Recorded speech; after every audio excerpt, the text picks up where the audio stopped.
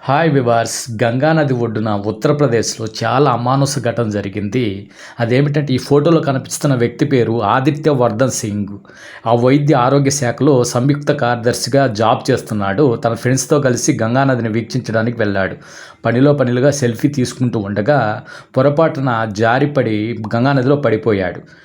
వాళ్ళు అతనితో వచ్చిన ఫ్రెండ్స్ ఒక గజీతగాడిని పిలిచి తమ ఫ్రెండ్‌ని కాపాడమని కోరడంతో ఆ గజీతగాడు దురాశ చెంది మొట్టమొదట తనకి డబ్బులు చెల్లిస్తే వాళ్ళ ఫ్రెండ్‌ని కాపాడతానని చెప్పడంతో సమయం లేకపోవడంతో అతని స్నేహితుడు ఈ గజీతగాడికి 10,000 ఫోన్‌పే చేశారు.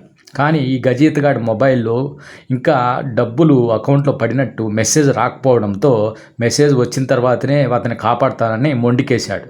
ఈ లోపల సమయం మించిపోవడంతో వరద ప్రవాహం ఎక్కువయ్యి ఆదిత్య వర్ధన్ సింగ్ గారు ఎక్కడికో కొట్టుకొని వెళ్ళిపోయారు. ఆయన శవం జాడ కూడా కనిపించలేదు. ఎంత కరడుగట్టిన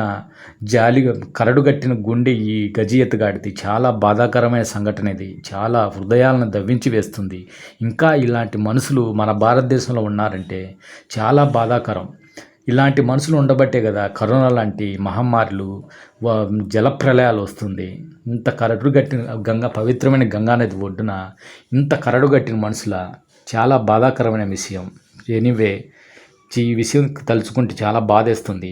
ఒక మంచి ఆఫీస్ స్థాయి వ్యక్తికి కూడా ఇలాంటి లంచం ఇవ్వలేక లంచం ఇచ్చే లోపల ప్రాణం పోగొట్టుకున్నాడంటే ఎంత బాధాకరం. సో ఈ వీడియో అందరికి షేర్ చేయండి. జై హింద్, జై భారత్.